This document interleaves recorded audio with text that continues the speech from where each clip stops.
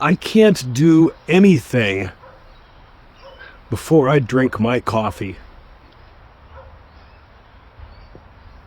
That was the excuse I got this morning. Unbelievable.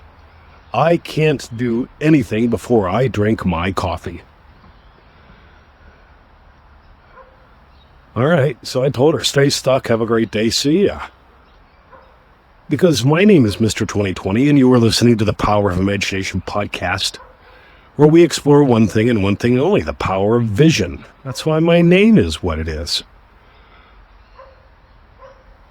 Neville Goddard says you must raise imagination to the level of vision.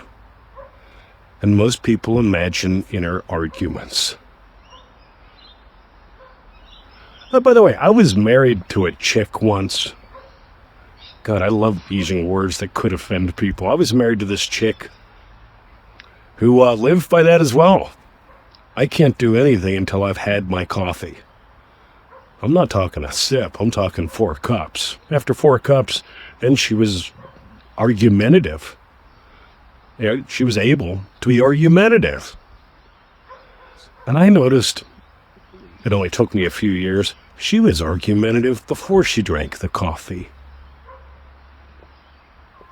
Let's be honest, you can do one out of 2 things. You can live from vision.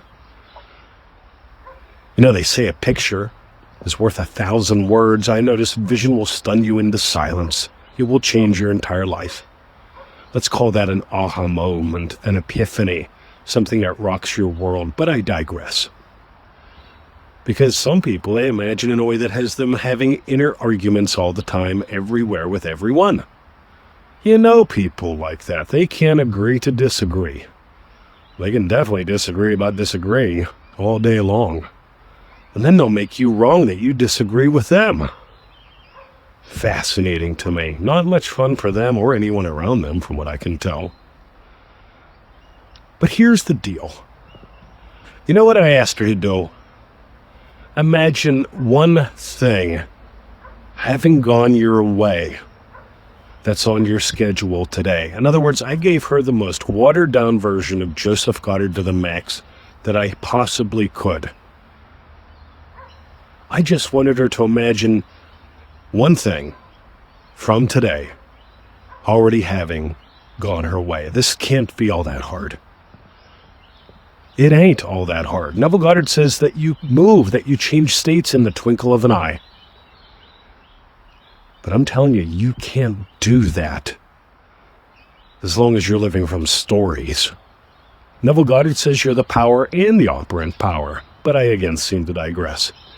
Because you must raise imagination to the level of vision, which will quiet all inner argument, which will enable you to hear the sacred song of thanksgiving and actually experience gratitude.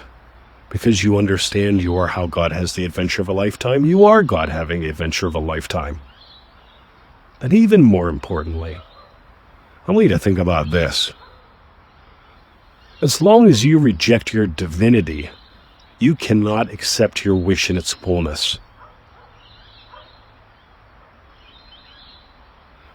When I finally got that what I am and what you are is a dance, it's a holy dance between humanity and divinity, because you're 100% human and 100% divine.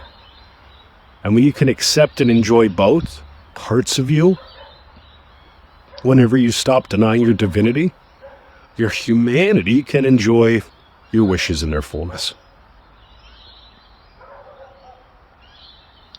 So, she says I can't do anything until I have my cup of coffee. Because she's imagining shit before she has her cup of coffee.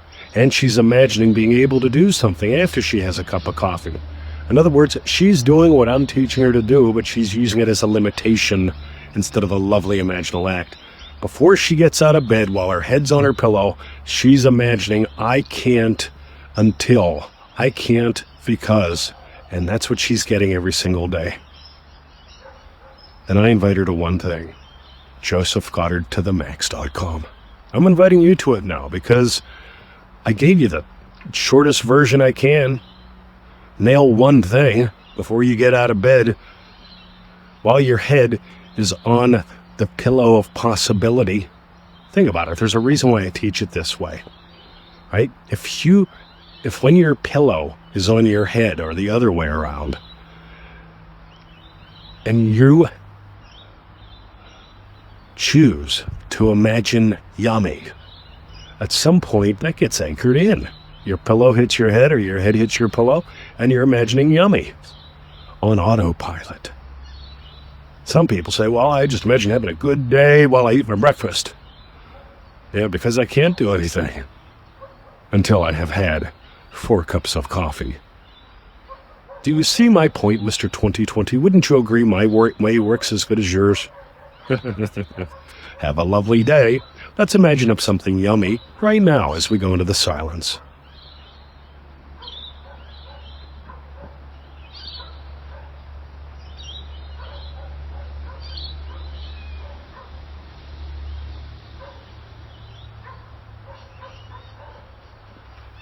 All right.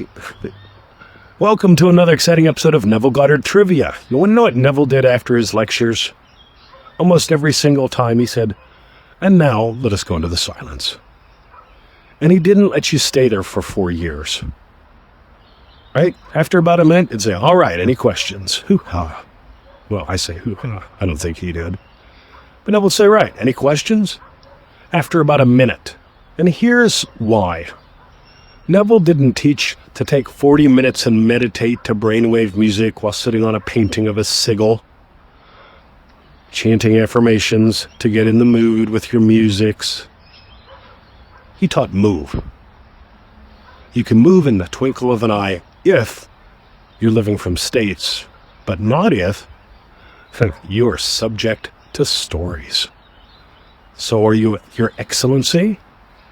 Do you own the state that you live in? Or are you a serf? Are you subject to the stories of the masses? My name is Mr. 2020. You've been listening to the Power of Imagination podcast, where we explore one thing and one thing only.